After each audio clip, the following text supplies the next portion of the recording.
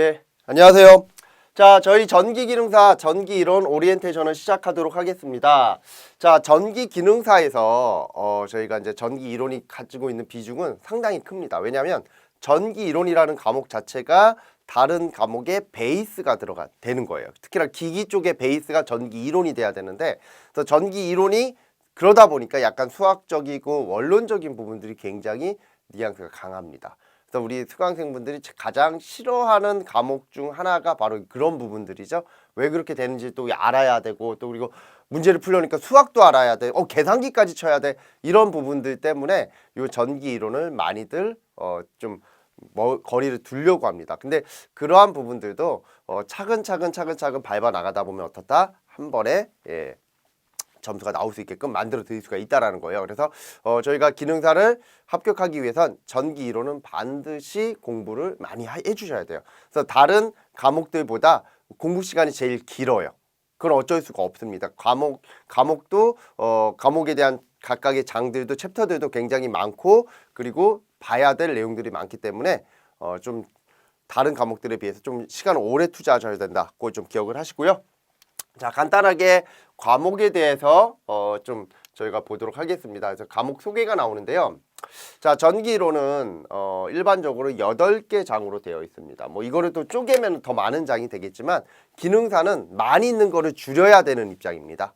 아시겠습니까? 그러다 보니까 양을 최대한 줄인 형태가 8개 장이 된 거예요. 그래서 첫 번째 보시면 직류회로가 있죠. 이건 가장 기초적인 거죠. 기초적인 거.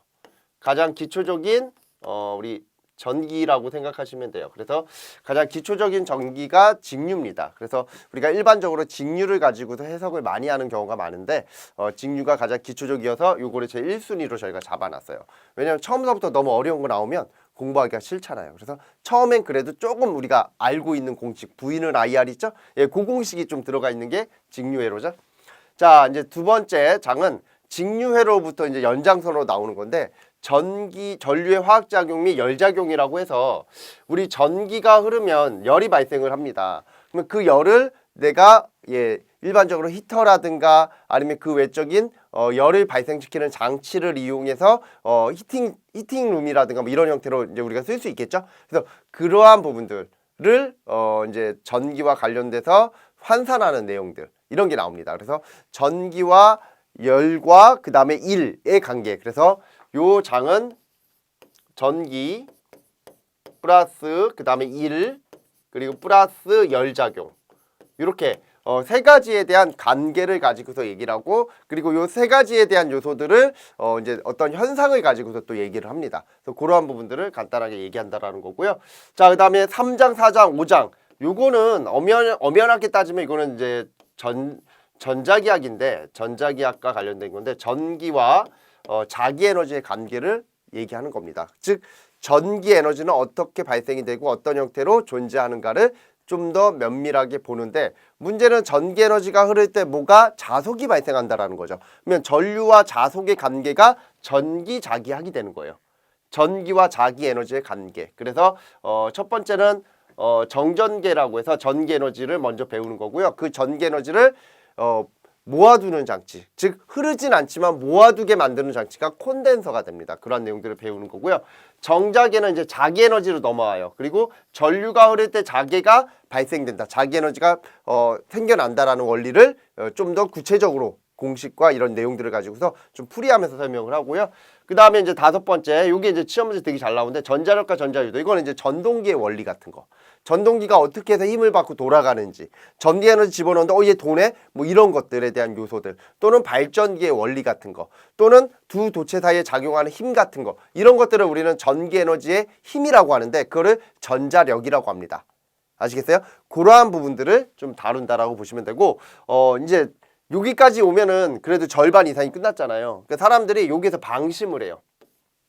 요 정도까지 왔으면 나 이제 안정권이지, 공부 열심히 했지 라고 하는데, 회로 요소 중 가장 대표적인 게 요 놈입니다. 요 놈. 교류회로가 되게 어려워요. 근데 시험 문제가 되게 잘 나와요, 교류회로에서.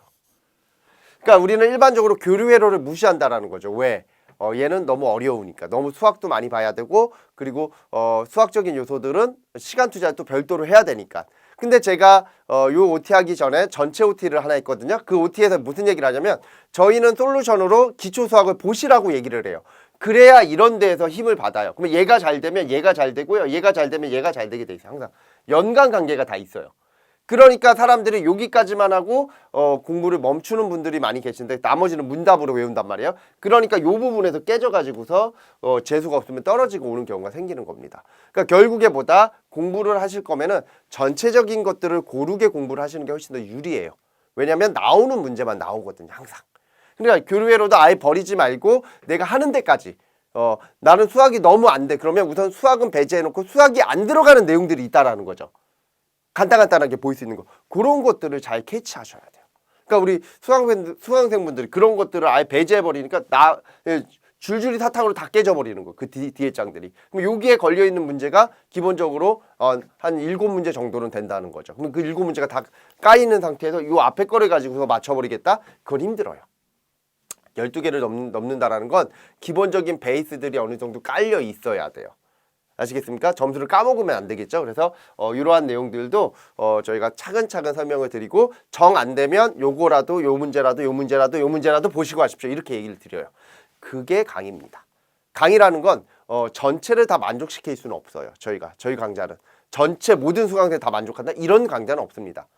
그러면 우리 수강생분들을 선별적으로 골라요. 요 레벨은 이 사람만 들어야 되고 이 레벨은 이것도 아니잖아요. 그러니까 광범위한 어떤 범주를 가지고서 저희가 강의를 하다 보니까 내가 실력이 되면 여기에서 개수를 많이 늘리시면 되고 내가 실력이 안 되면 여기에서 기본적인 것들만 보고 가시라 그래요. 그러면 재수가 좋으면 거기서 다 나오고 재수가 없으면 우리가 버렸던 어려운 문제에서 나오겠죠.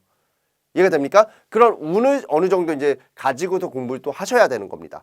그러니까 내가 실력이 되면 뭐 운 따위는 필요 없어. 그냥 다 보면 돼요. 근데 내가 실력이 안 될 때는 기간은 한정돼 있는데 시간은 한정돼 있는데 실력이 안 되죠. 실력이 막 갑자기 확 늘어야 되는데 안 는단 말이죠. 그러면 어떻게? 제가 찝어드리는 문제 위주로 공부하시면 돼요. 그러면 거기에서 나올 확률이 굉장히 높습니다. 그래서 저는 강의의 기본 패턴이 찍기식 강의를 좀 많이 해드려요. 이거 잘 나오니까 이거 보십시오. 이런 식으로. 그렇다고 해서 찍기식으로 한다고 해서 문답의 찍기가 아니라 잘 나오는 문제를 찝어드려요. 그러면 그거를 풀어주셔야 되는 거예요. 아니면 좀 어느 정도 외우고 가시든가.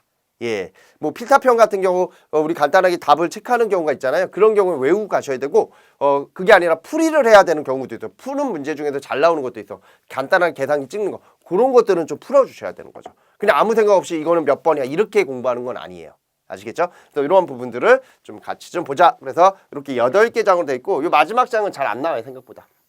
그래서 되게 이제 여기에서 이제 많이 판가름이 나요, 사람들이. 요거를 잘 공부를 안 하신 분들은 뒤까지 계속 깨지게 돼 있기 때문에 요 부분을 좀 공부를 잘 해주셔야 된다라는 거.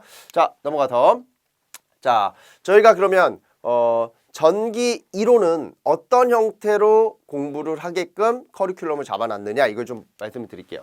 자, 전기 이론은 가장 중요한 게 이론 설명이에요. 이게 핵심이에요. 이거를 못하면 우리는 어찌됐든 간에 전기를 공부할 수 없다라는 거죠.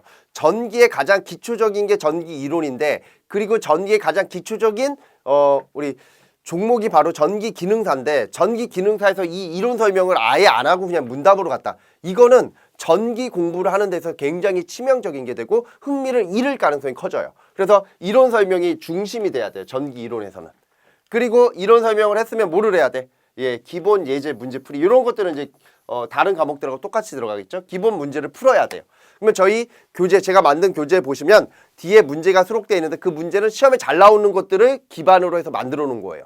그러면 그거를 딱 풀어. 그러면 풀면 풀리는 것도 있고 안 풀리는 것도 있고 이해가 안 되는 것도 있고 이러겠죠. 우선은 푸는 게 중요해요. 한번 가야 돼.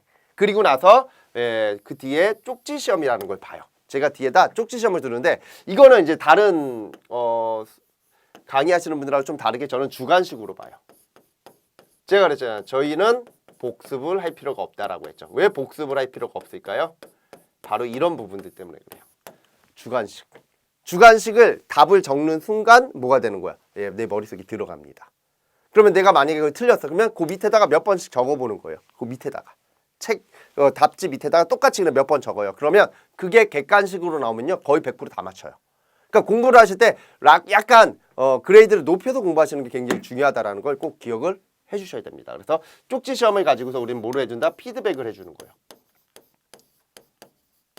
이게 이제 좀 달라요. 제 강좌는 다 쪽지 시험에 어떤 강좌든 쪽지 시험에 다 집어넣어놔요. 그래서 우리 수강생분들이 놓칠 것 같은 문제들이 있어요. 잘 놓쳐요, 생각보다. 그런 것들을 다시 한번 여기서 되풀이 해주는 거예요. 그러니까 반복이 중요하죠. 반복이라는 건 복습이라는 거죠. 이 반복을 하는 거를 예전에 수강생들한테 맡겼다라고 하면 실강에서는 동영상 강좌에서는 제가 강의를 만들어 가지고서 촬영을 해가지고 계속 끌고 가는 거죠. 그러면 수강생들은 그것만 계속 보시고 적어보시고 보시고 적어보시고 이것만 몇 번 하시면 그냥 머릿속에 들어가고요. 따로 공부할 필요가 없는 거죠. 이렇게 진행을 하시면 됩니다. 자, 그래서 여기까지가 전기 이론에 대한 간략한 저희 오리엔테이션인데요. 뭐 길게 설명할 필요가 없어요. 그냥 간단하게 얘기를 드렸습니다. 그래서 어렵게 공부하시지 마시고요. 굉장히 쉽고 깔끔하게 공부를 하시는 게 굉장히 중요합니다. 이게 되게 중요해요. 제가 이제 강의를 이제 많이 하다 보니까 지금 강의만 한 것만 해도 한 17년 정도 강의를 했거든요. 강의를 많이 하다 보니까 기사반도 강의하고 취업반도 강의해보고 면접반도 강의해보고 다 많은 강의를 해봤지만 가장 중요한 건 깔끔해야 돼요. 군더더기가 별로 없어야 되죠. 버릴 거 버리고 취할 거 취하고 체크할 거 체크하고 이런 식으로 딱딱딱 맞춤형으로 맞춰져 있는 그런 강의를 한번 들어보시는 게 굉장히 도움이 되겠죠.